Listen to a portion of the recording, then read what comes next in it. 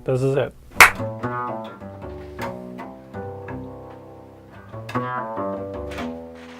I am originally from Colorado Springs, and once I finished college, I went to Boston and lived out there for about 8 years, and then I met a girl and I moved to LA, and she is now my wife, and that's why I'm here mostly.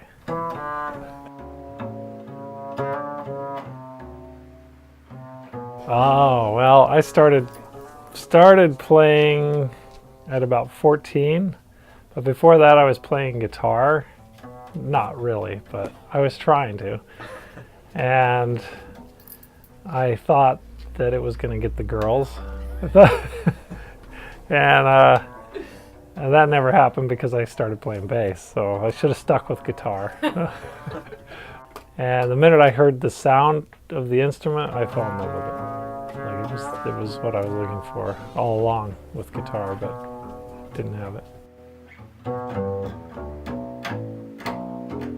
I really am interested in a lot of free jazz, like freedom of expression and improvisation and yeah, just getting with really good musicians and just seeing what happens.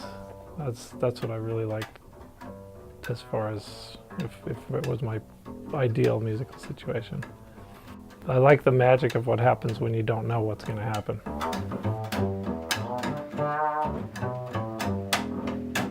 It was great, really, because they always encouraged me to do music and whatever creative outlets I wanted to pursue. They were always encouraging. And my father, he's a sculptor, and he works in metal and in glass, and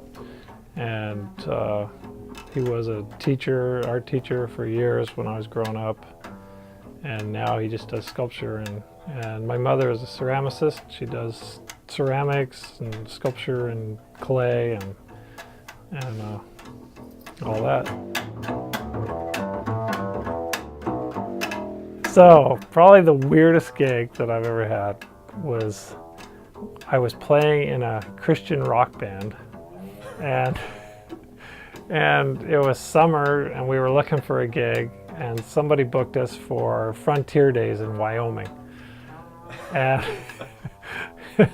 and we were kind of trying to be a prog rock band. It was kind of like progressive rock, and I don't know who thought this was a good idea, but we drove all the way up there, set up on the stage, cowboys as far as the eye could see, the rodeos going on, bull riding, pig races, everything going on.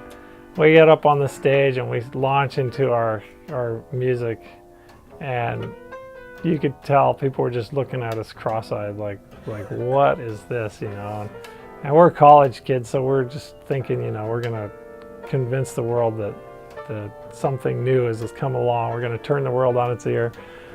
And so by the time we get to about our third song, some guy yells from the audience, "Play something you know!" And at that point, I just started laughing. I was just like, "Oh man, we are in the wrong place. If we keep going, we're probably gonna get roped in and lassoed and thrown in with the pigs."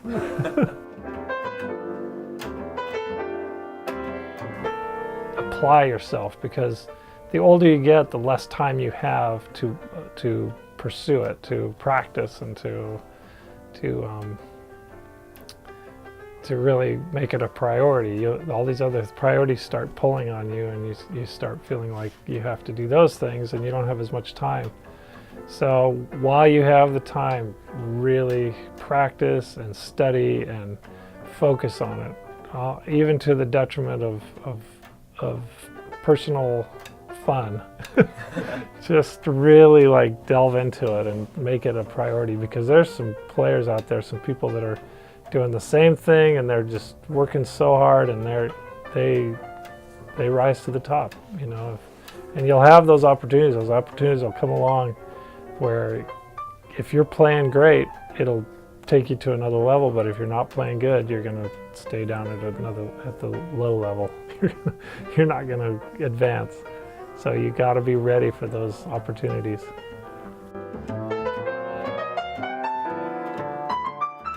When I was young, I thought I wanted to be like work for the forestry service. I thought that would be cool, like working out, you know, in the nature and mountains. But yeah, that doesn't sound as good anymore. Not once you picked up that. Yeah, but the problem is I didn't read the fine print.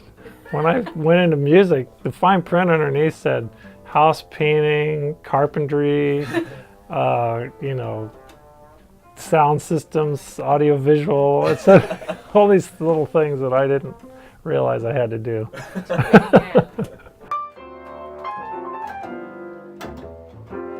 All right, so this bass is a new acquisition because I just had 3 of my beautiful basses stolen. So anyway, I found this, and through the Fender custom shop, they built this, and this is a beautiful bass. It plays really great. It's a 1960 jazz bass.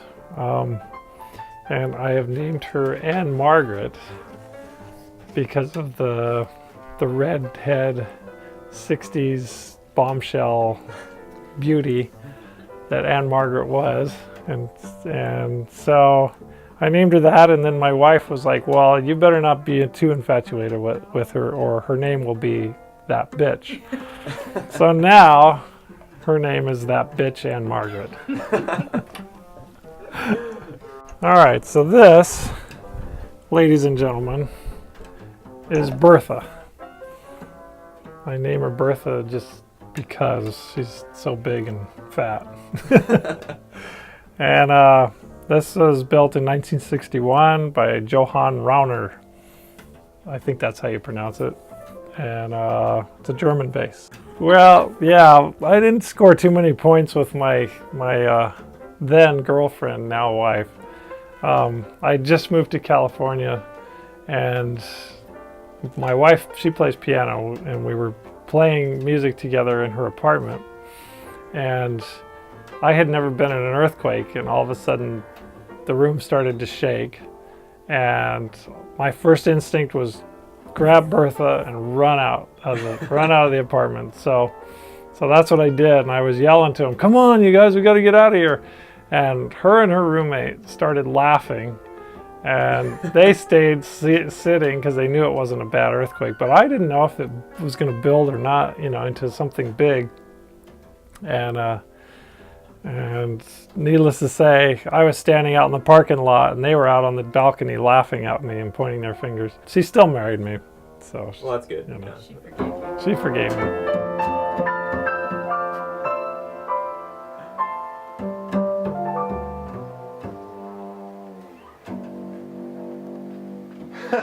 Very nice.